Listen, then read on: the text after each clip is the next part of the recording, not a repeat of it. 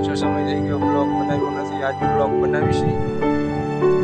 બ્લોગમાં બન્યા રહેજો. આપણે અમારા સુભાપુરા ગામનું તલાવ તમને બતાવીશ. આ તલાવની અંદર જ ઊભો સરખું રિઝલ્ટ લઈને તમને બતાવીશ. કાકાનો છોકરો ચંદુભાઈ. તો બ્લોગમાં બન્યા રહેજો. આપણે બ્લોગ બનાવવાનું ચાલુ જ રાખશું. આ છે તલાવનો આમાં પણ પાણી થઈ ગયું છે. સારો પડી ગયો તો પાણી અહીંયા બધી આવી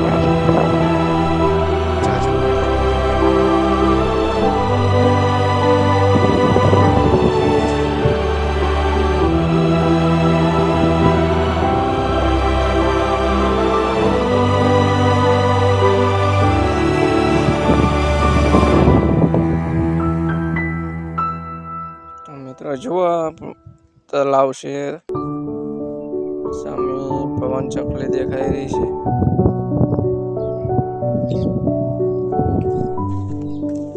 બ્લોકમાં બન્યા રહેજો. આપણે બ્લોક ચાલુ રાખશું.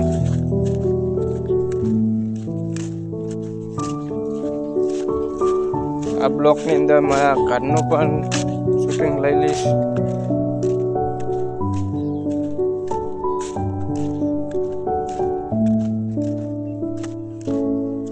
આમાં બાવર ઉભા અહીંયા લગીને પાણી ભરાઈ જશે. ખૂબ વરસાદ આવશે એટલે અહીંયા પાણી છે. જો ઓલું બાવર રહ્યો એ બાવર એટલે પાણી પૂગી જાય. ચંદુ પૂગી જાય ને બાવરે પાણી પૂગી જાય. મને ખબર ન હોય હું બહાર રહું એટલે, પણ આ મારા ભાઈ ચંદુભાઈ છે એમને બધી ખબર તો એ કરી રહ્યા. પાણી એમ તો હાઈ થઈ ગયું. વરસાદ સારો પડી ગયો.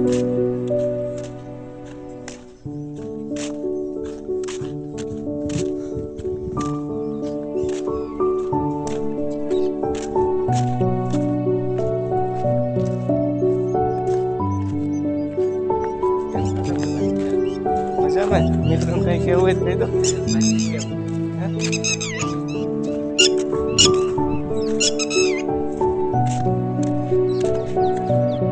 હું તલાઈમાં પડી છે.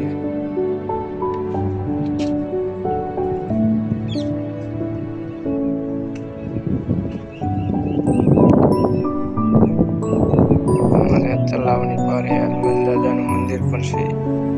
મંદિર પણ તમને બતાવું. હનુમાનજીના દર્શન કરાવું. જુઓ મિત્રો આ દિવાલ આખી ડૂબી જાય છે. પાણી આવે એટલે ડૂબી જાય છે ને તમને.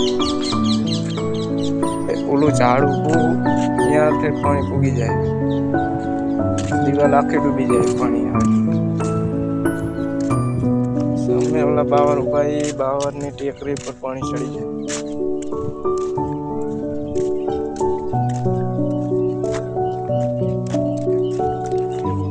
તલાવ્યું છે.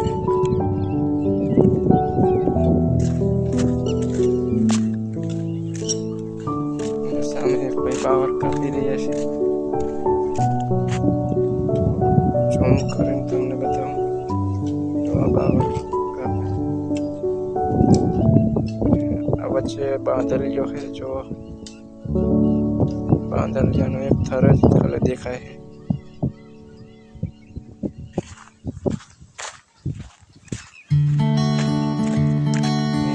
આપણે મંદિર દાદાનું મંદિર પણ બતાવીશું તમને. પેલા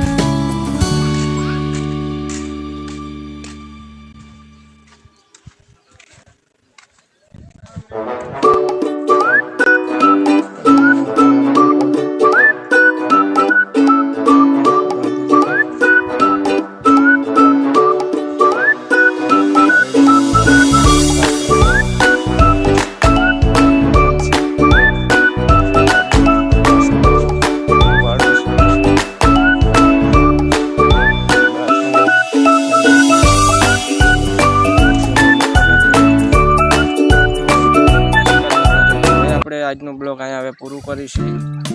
તો બ્લોગ રાતે 9 વાગે યુટ્યુબમાં આવે છે. તો બ્લોગ જોવાનું ભૂલતા નહીં મિત્રો, અને લાઈક શેર સબસ્ક્રાઈબ કરવાનું ચૂકતા નહીં, અને બાજુમાં આપેલી ઘંટડી દબાવવાનું પણ ભૂલતા નહીં. જય માતાજી.